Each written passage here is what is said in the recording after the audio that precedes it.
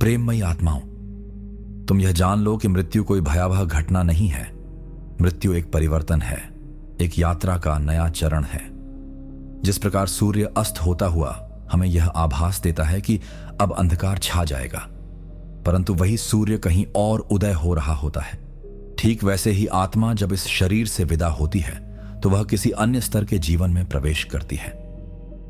मृत्यु का क्षण, जिसे मानव मन दुख और क्षति के रूप में देखता है, वह आत्मा के लिए मोक्ष का द्वार भी हो सकता है, यदि वह जीवन को सही दृष्टि से जिया गया हो।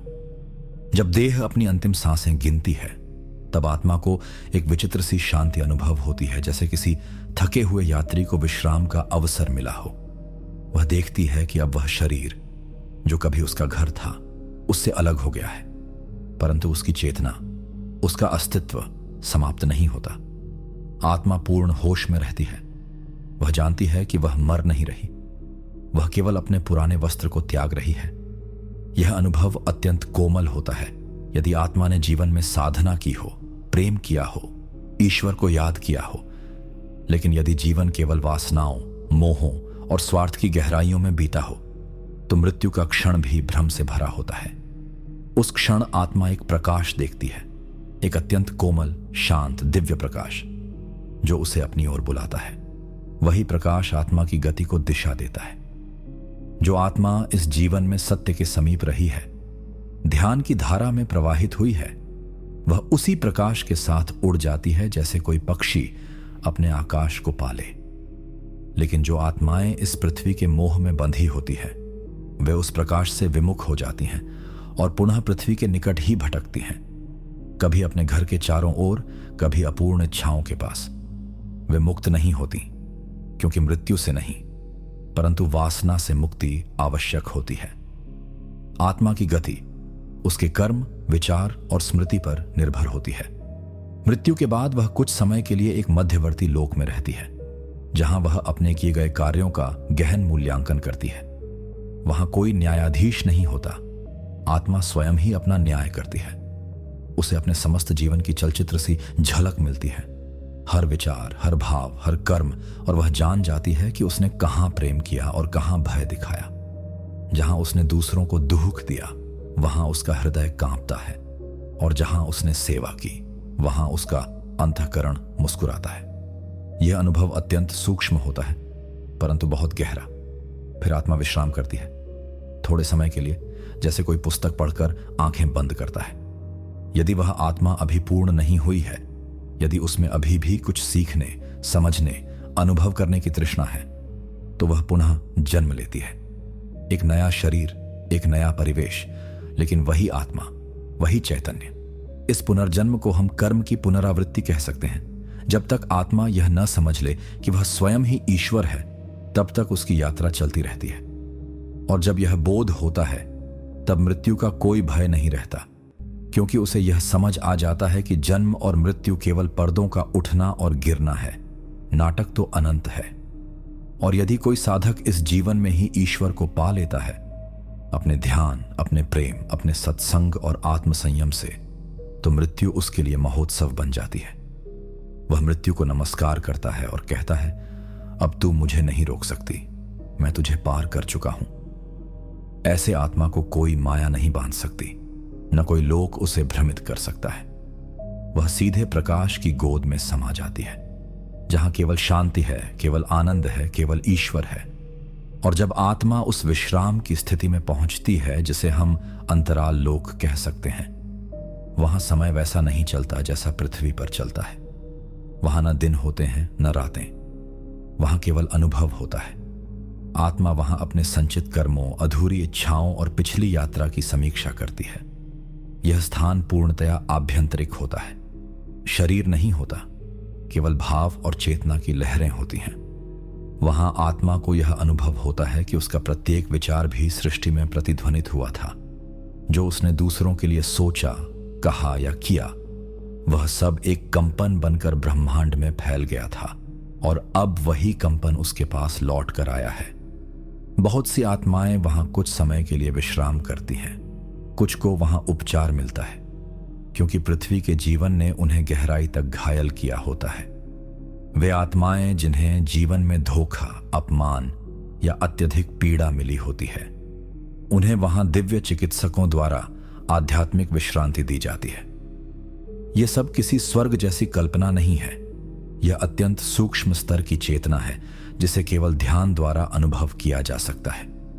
वहां शब्द नहीं होते, पर संवाद होता है प्रेम के तरंगों द्वारा। वहां कोई धर्म नहीं होता, कोई भाषा नहीं होती, केवल आत्मिक कंपन होता है जो सबको जोड़ता है। कुछ आत्माएं उस लोक में गुरुओं की उपस्थिति में शिक्षित होती हैं। हां, वहां भी शिक्षा होती है, लेकिन वह पाठ्य पुस्तकों की नहीं, बल्कि आत्म साक्षात्कार की होती है।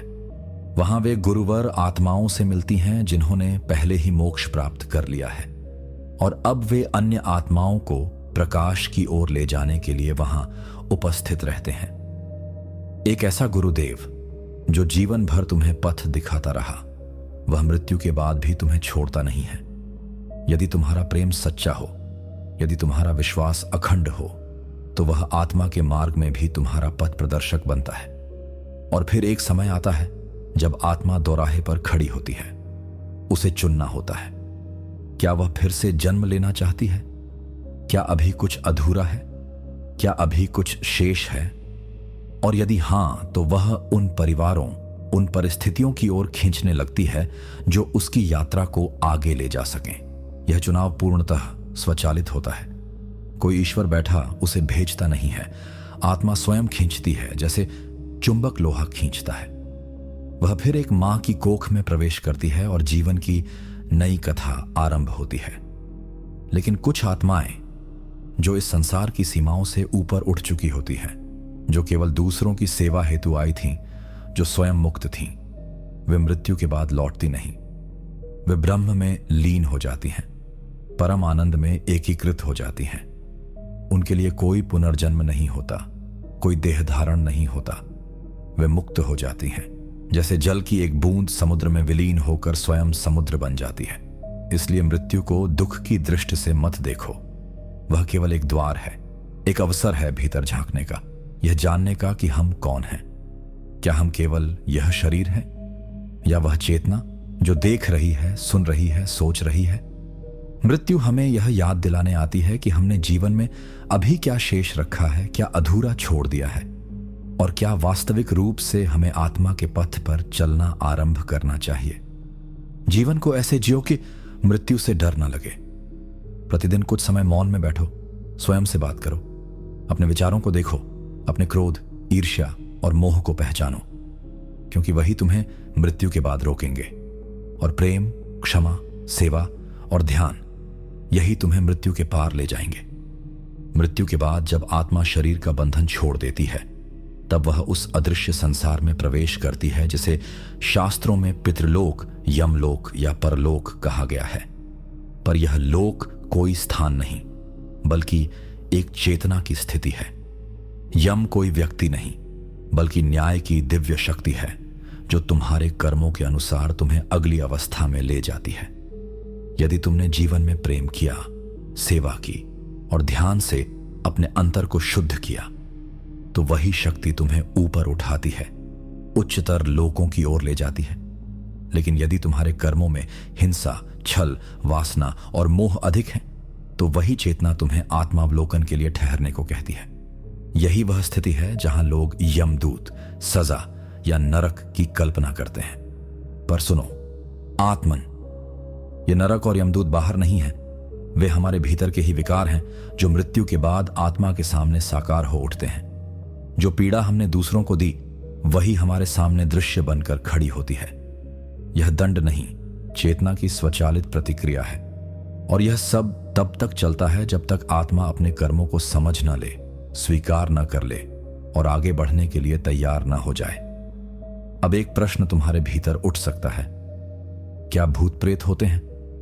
तो जानो, आत्मा कभी बुरी नहीं होती, लेकिन यदि मृत्यु अचानक हो या आत्मा में तीव्र मोह हो, तो वह उस स्थान, उस व्यक्ति या उस परिस्थिति से चिपकी रह जाती है। ऐसी आत्माएं जिन्हें प्रेत कहा जाता है, वे भ्रमित होती हैं, खोई हुई होती हैं। वे न पूरी तरह इस संसार में हैं, न पूरी तरह उससे बाहर। वे न बुरी हैं, न दुष्ट। वे केवल मुक्ति की पुकार हैं।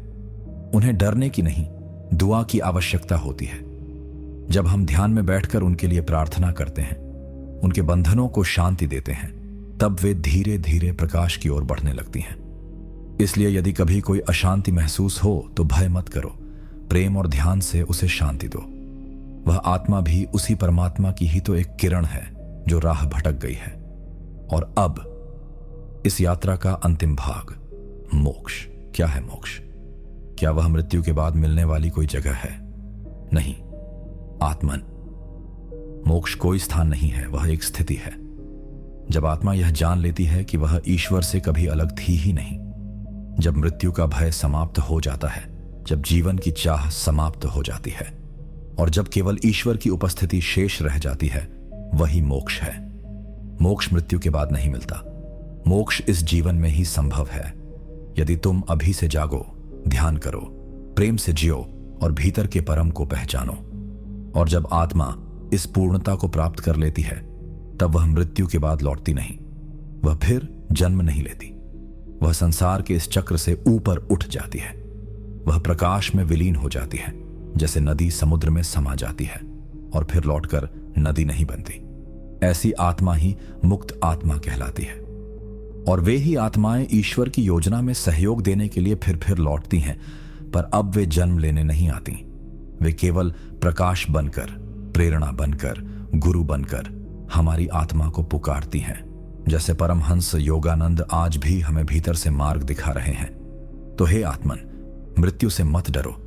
वह तुम्हारा शत्रु नहीं, वह तो तुम्हारा द्वारपाल है। तुम्हें चुनना है कि इस द्वार से भय के साथ गुजरना है या ध्यान, प्रेम और ज्ञान के साथ। जितना हो सके जीवन को जागरूक होकर जियो। मृत्यु को अपनी साधना का हिस्सा बना लो और तब जब अंतिम श्वास आए, तुम मुस्कुरा सको, यह कहते हुए कि मैं शरीर नहीं हूं, मैं आत्मा हूं और अब मैं लौट रहा हूं उस परम पिता की ओर जिससे मैं कभी अलग था ही नहीं।